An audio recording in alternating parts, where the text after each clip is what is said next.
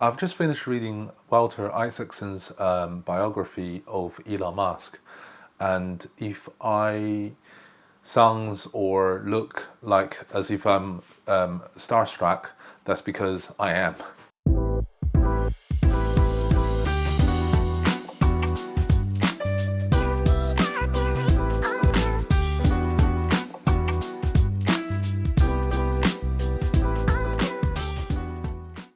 Hello everyone, welcome to Harry's Book Cafe. I've just finished reading Isaacson's biography of Elon Musk, and oh my god, what a book. That is unbelievable biography. It's over 600 pages long. I think it's nearly 700, and I've just finished it now. Amazing book. I mean, prior to reading this book, I know very little about Elon Musk. I knew that he is the wealthiest man on earth, that he's the owner of Tesla, and he has recently acquired Twitter. But that's pretty much the extent of my knowledge of the man. There's no doubt that he is a controversial individual, and he divides opinions on whether he's a villain or a hero.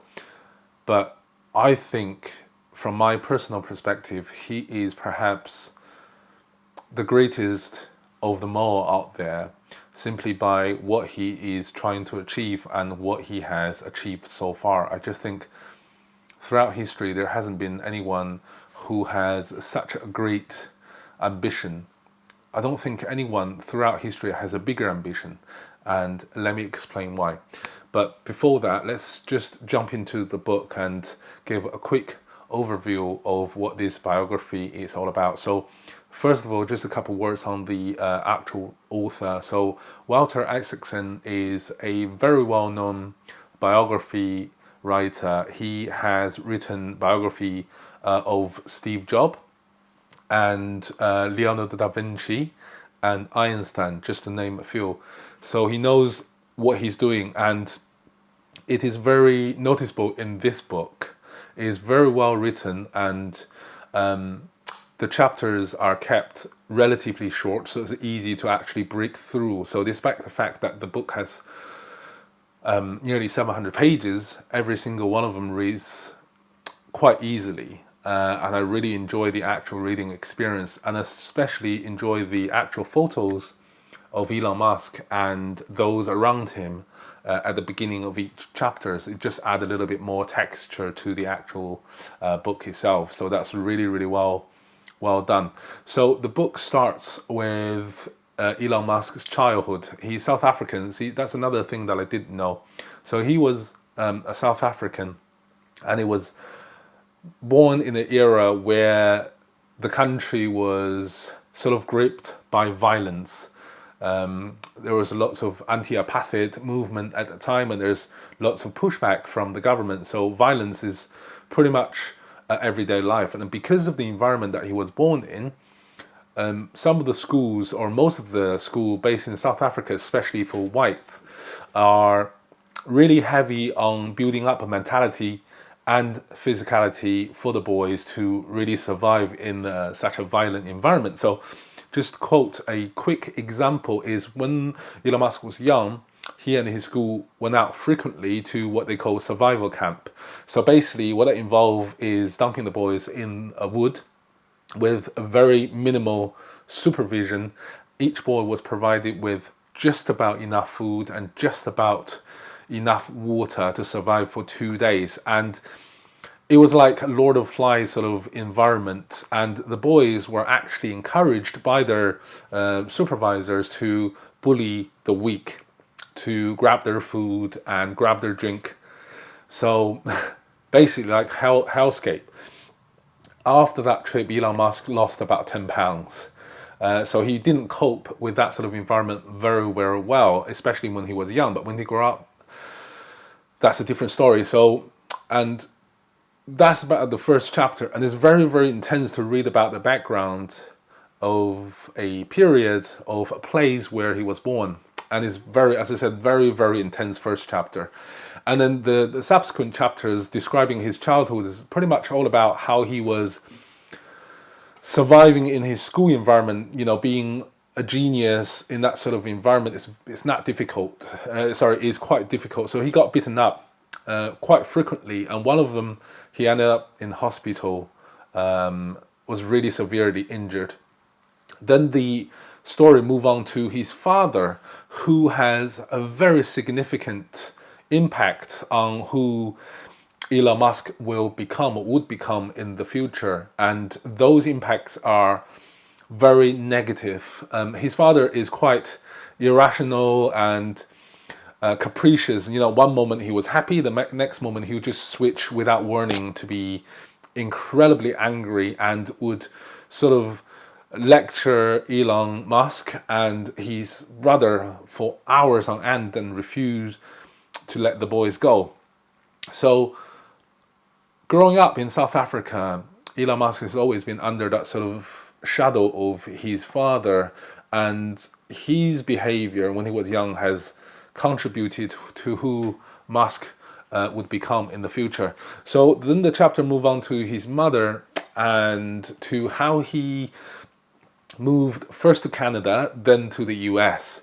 And that's when the stuff about how he started to get rich becomes noticeable. So when he moved to the US, he sort of discovered an opportunity where the big yellow pages, I don't know if you're old enough to remember those, he sussed out a opportunity to actually digitalize those massive yellow pages with all the information in those yellow pages linked with directions, maps, so the early stages of Google Maps.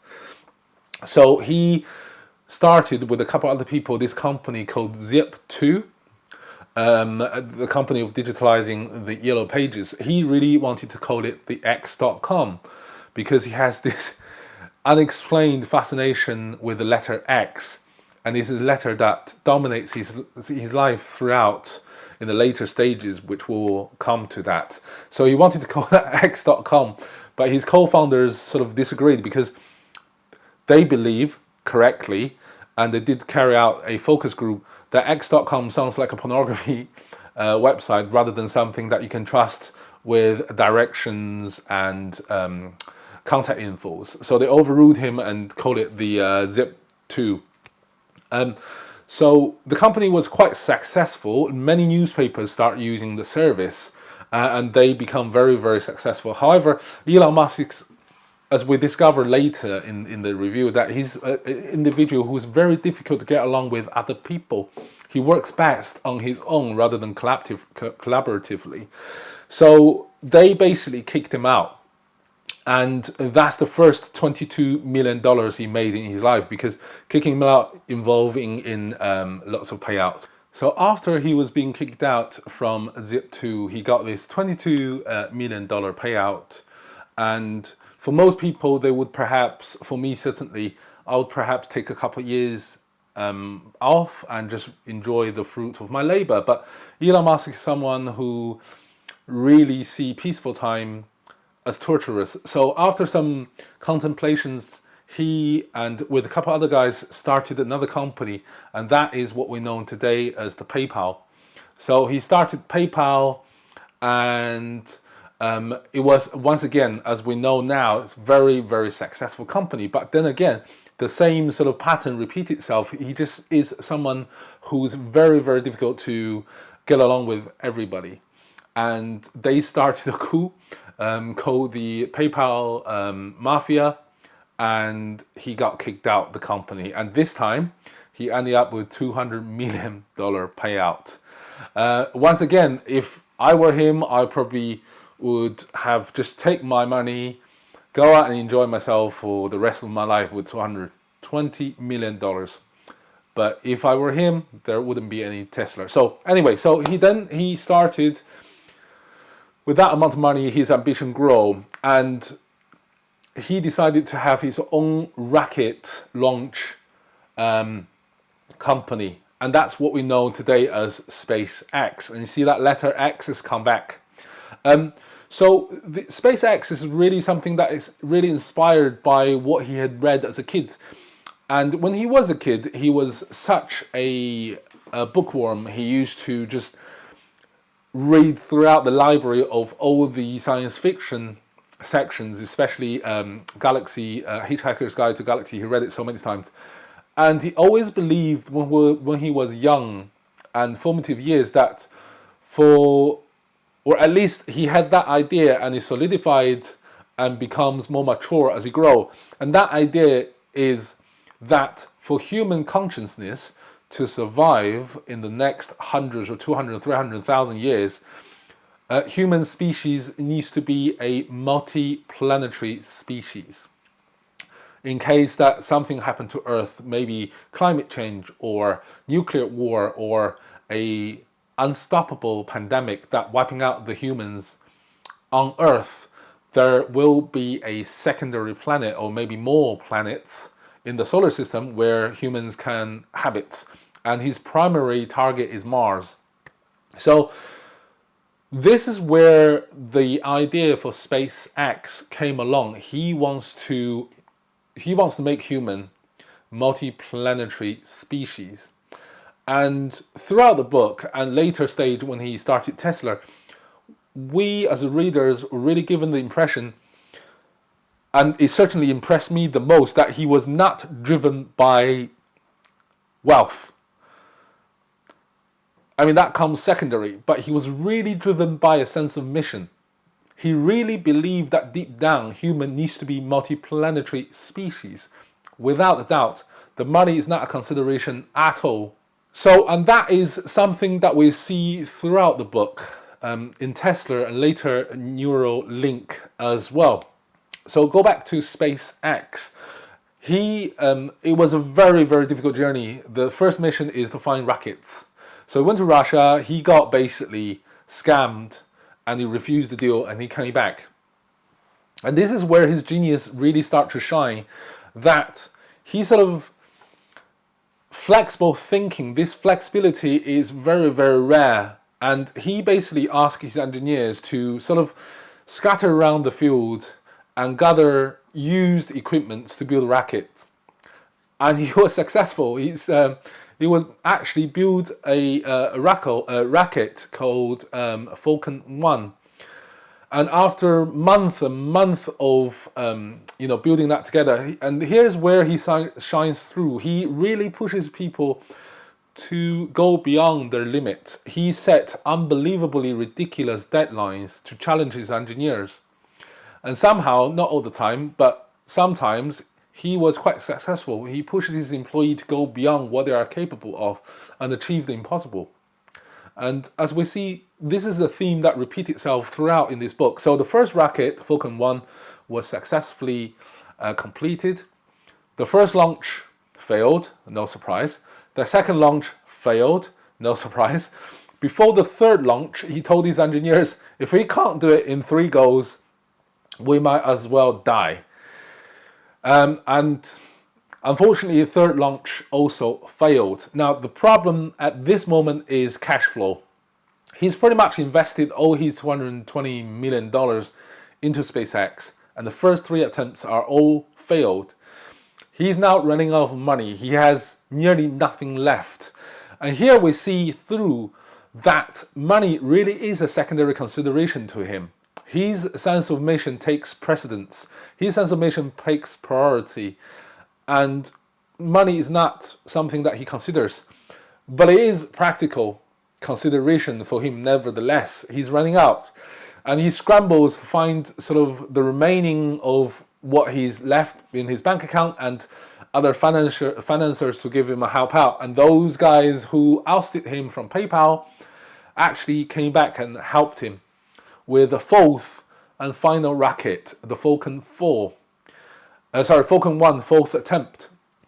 And this time it was successful. And oh my God, for everybody, the joy will be unbelievable. For him, it was unbelievable, but then again, he immediately moved on to the next, what he wants to achieve. So they managed to sign contract with NASA, and immediately NASA paid them $36 billion to send commercial and military satellites to space on behalf of the US government. So the cash flow is sorted. He's now instantly a billionaire. but he didn't stop. He moved on to the next achievement. This guy, he's restless. He's completely restless. Good time for him is torturous. He does not want to sit still. He does not want to sit in a hot tub. He does not want to go on holiday. He hates it. And he is someone who thrives on crisis, who thrives on chaos. So he's looking for the next chaos. And he established Tesla. So I don't want to go into too much detail because the beginning is really rather complicated. But needless to say, he started Tesla. It didn't really go very well in the beginning. And once again, he's running through cash flow problems. The demand is not a problem. The problem was the supply.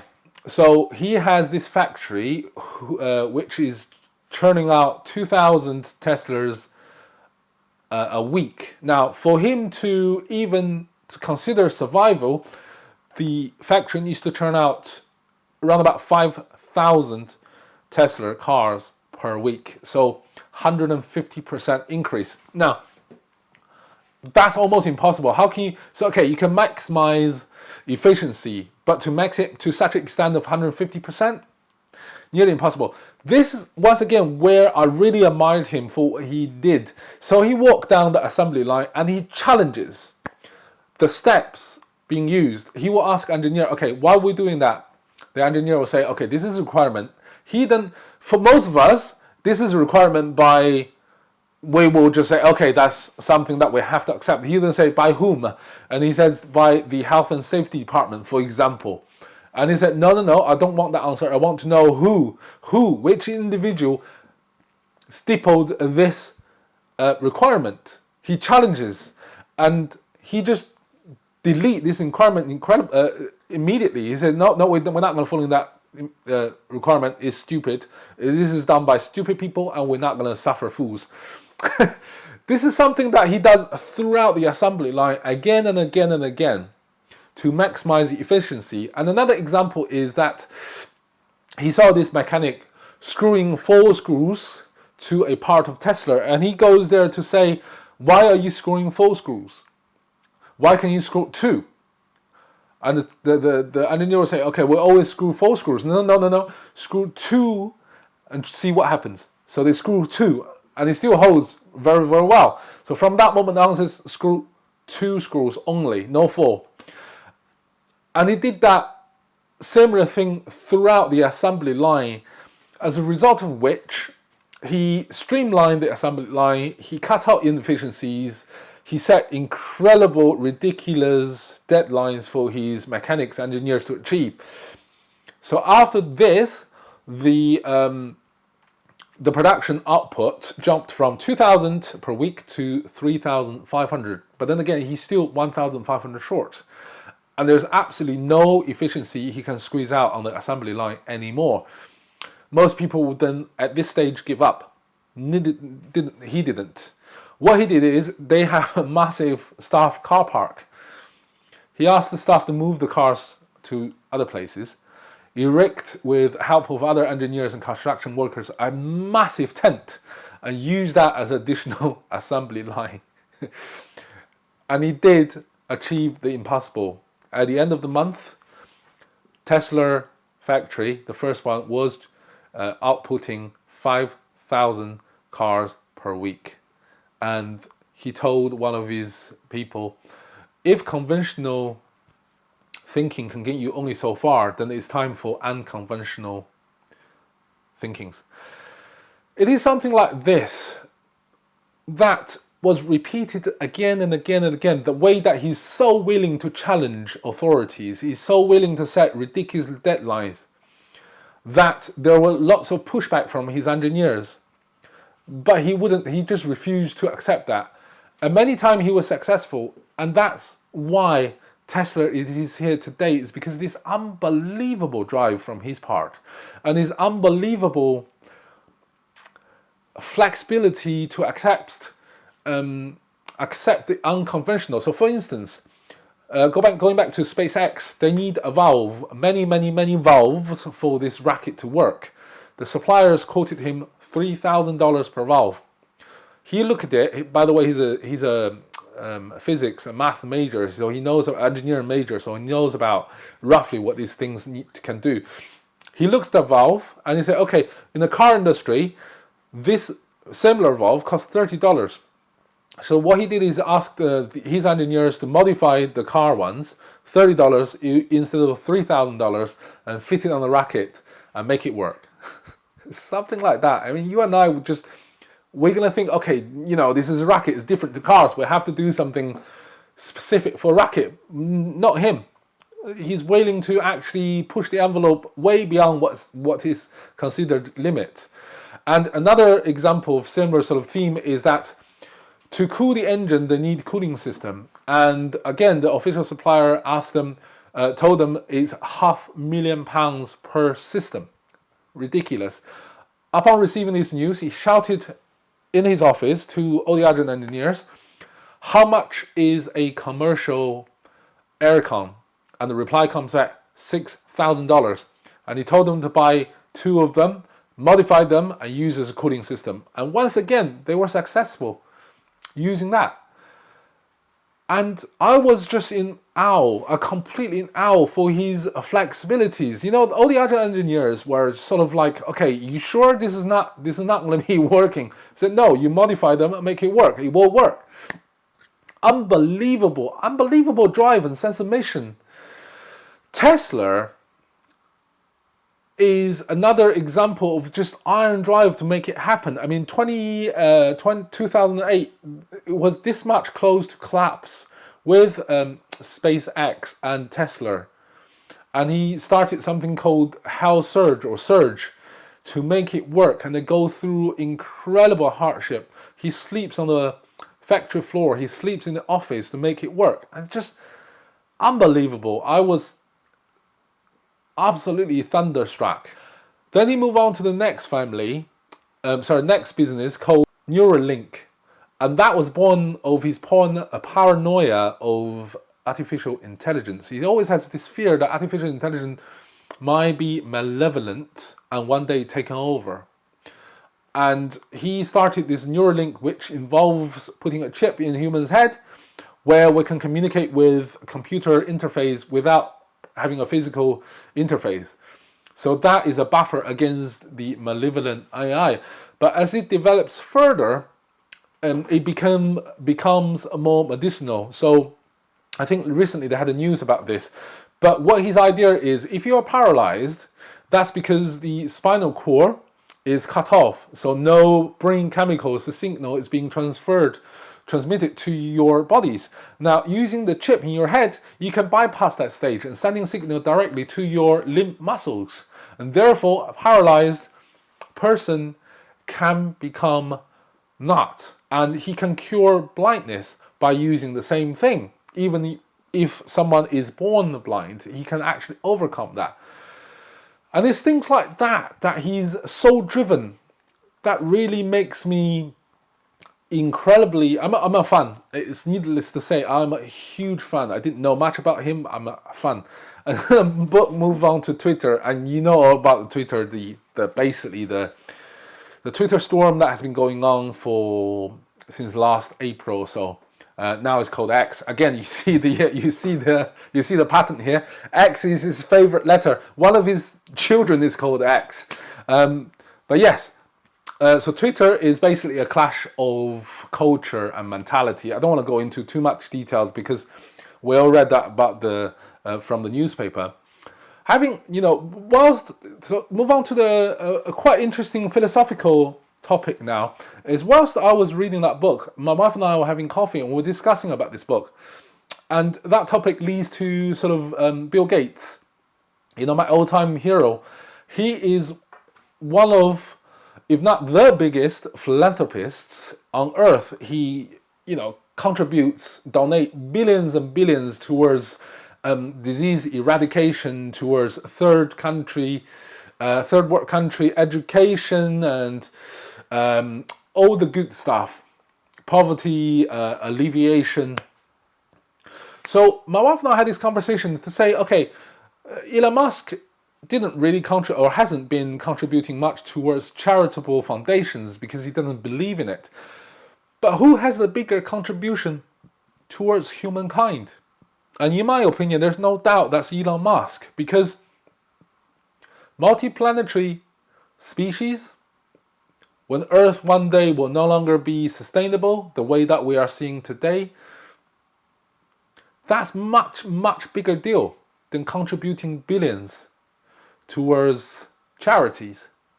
That is basically preserving the consciousness of human beings when Earth one day is no longer able to support us. That multiplanetary space-faring species that we will be under his ambition and mission. I think that's way bigger than contributing billions towards charity. The other thing is, he single-handedly, whether you like him or not, he single-handedly established the electric motor industry. Before the establishment of Tesla, people's perception of electric vehicle is pretty much that to do with golf carts. But now Tesla and other electric brands are so common now in parts of Europe, most of the US and China, that it really, and they will become more common as time goes along. It really sort of, this new industry has taken a huge chunk of stress out of climate emergency. I mean, obviously not enough yet, but gradually those will become bigger and bigger, and that can really alleviate this sense of, pending doom of this climate crisis. And Elon Musk is a firm believer in climate crisis. Once again, the question goes back to, who has the bigger contribution? He has. He definitely has. There's no doubt that with his drive, that one day we will be inhabiting Mars, and that electric vehicle will only become more and more prevalent. And together with his Neuralink company about chip in the head, I mean, it sounds like science fiction, but it's already happening, to cure incurable paralysis. It's just incredible. I don't think, that's why in the beginning of the video I said no one throughout history has bigger ambition than Elon Musk did, or does still do. Think about it. Who is so ambitious to make humanity multiplanetary? I mean, look at throughout history, you got the Roman Empire, the British Empire, Genghis Khan. All these guys really wanted to just conquer and grow up, have more territories. Fair enough, at the time the technology wasn't big enough. No one in recent history perhaps have had the idea, but not the ambition nor the drive to do what he does. And I'm a firm believer of him to actually get these things done in the near future. And that's pretty much the everything for this video. Just a couple more words on the actual writing itself. As I mentioned before, the writing is very easy to read, and despite the heavy size, you will find it quite a quick read. I have now just finished reading it, and I feel a little bit depressed. Not depressed is the wrong word. Melancholic, perhaps, that the time that I'm spending there in his sphere is now coming to an end. And my other people, my heroes, seems become a little bit colorless in comparison. And that's not criticism of them. It's just a praise of Elon Musk, because no one is like him right now. No one has been. He is definitely unique. He has his own problem, of course. He's not perfect, far from it. He can be a demon most of the times. But perhaps we need a demon to achieve the impossible. What do you think? Please leave a comment down below. Until next time, guys, cheerio.